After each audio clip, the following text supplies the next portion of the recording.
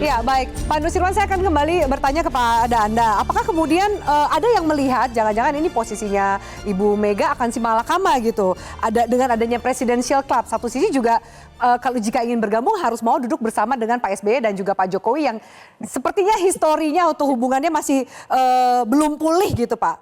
Bagaimana Anda melihat? Apakah mungkin PDIP tetap oposisi tapi Ibu Mega berada di Presidential Club? Begini, jadi semua ini harus ada sabar sedikit lah. Perlu kesabaran. Kesabaran perjuangan itu kan perlu. Sabar apanya? Yang pertama, kita harus menyelesaikan ini sampai pada ujung Oktober ya, pemerintahan saat ini. Jadi ini terkait dengan bagaimana nanti kelak.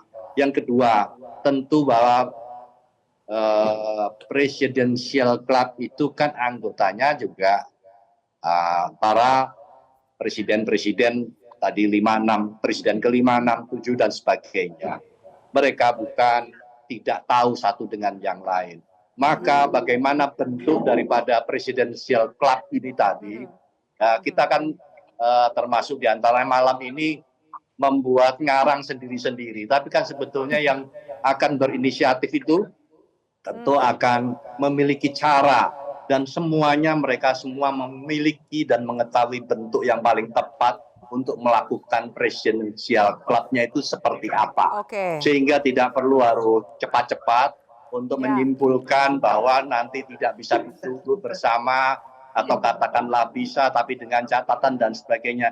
Ini akan mengalir saja karena masing-masing sudah mengetahui satu dengan yang lain.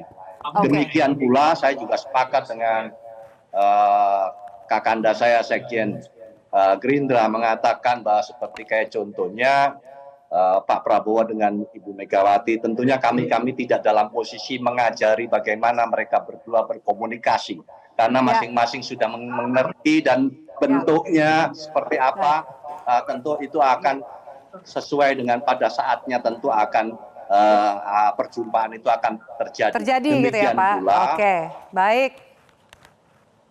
Demikian pula dengan Presiden Club itu tadi, ya kita sabar saja, Bu Avi, nanti tentu akan sampai kepada bentuknya seperti apa. Ya. Baik, terima kasih Pak Nusirwan untuk tanggapannya dan juga bergabung bersama kami di sini di Panggung Demokrasi. Jadi sama catatannya ya tunggu saja. Jadi nggak ditolak mentah-mentah juga nih Mas Daniel. Ada harapan berarti ya?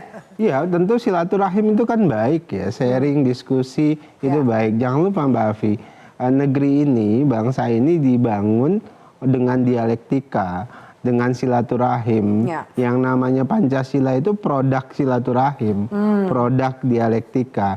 Dan Indonesia itu sudah melalui banyak proses dialektika yang panjang. Bahkan tokoh seperti Bung Karno dan Bung Hatta, dengan Buya Hamka, yang pernah dipenjarakan oleh Bung Karno saja, kemudian itu bisa berbaikan, kemudian bisa akrab dan sebagainya. Nah itulah kearifan yang dimiliki oleh tokoh bangsa kita. Dan pasti itu menular ke Pak Prabowo, pasti itu menular ke Bu Megawati, dan pasti juga menular ke Pak SBY dan Pak Jokowi. Kenapa? Karena itu genetika kepemimpinan kita yang tidak boleh dihilangkan. Balu mau menambahkan silakan. Iya, kalau menurut saya Pak Prabowo kan tidak punya hambatan komunikasi dengan pihak manapun. Iya, pihak manapun termasuk Pak SBY, Ibu Megawati, apalagi kemudian Pak Jokowi.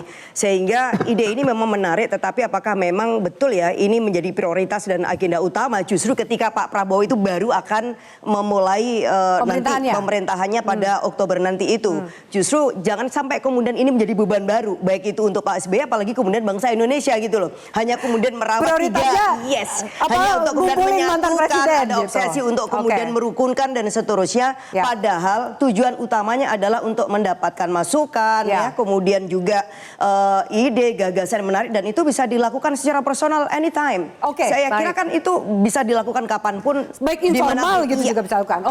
Saya tanya Bang Andi terakhir aja, apakah kemudian Presidential Club ini bisa mengharmoniskan hubungan antara Bu Mega dan Pak SBY? Kalau ternyata Pak Prabowo minta bantuan Pak SBY itu gimana gitu untuk kontak dan soal ke Bu Mega? Dari Pak SBY menyambut baik dan tidak ada masalah untuk duduk bersama dengan mantan-mantan presiden lainnya dan apalagi juga dengan Pak Prabowo juga.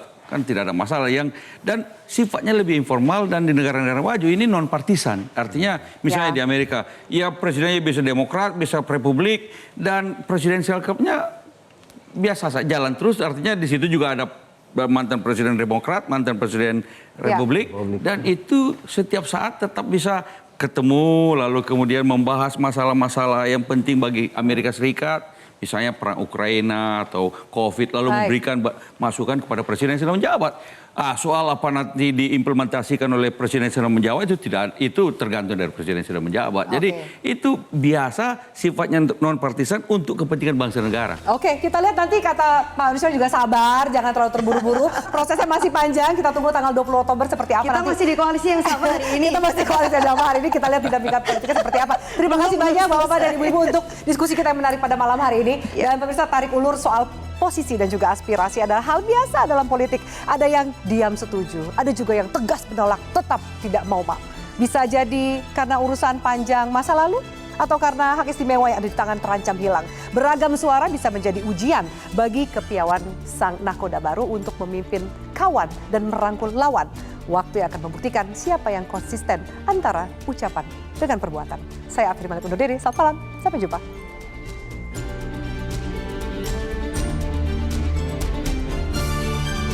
Jelajahi cara baru mendapatkan informasi. Download Metro TV Extend sekarang.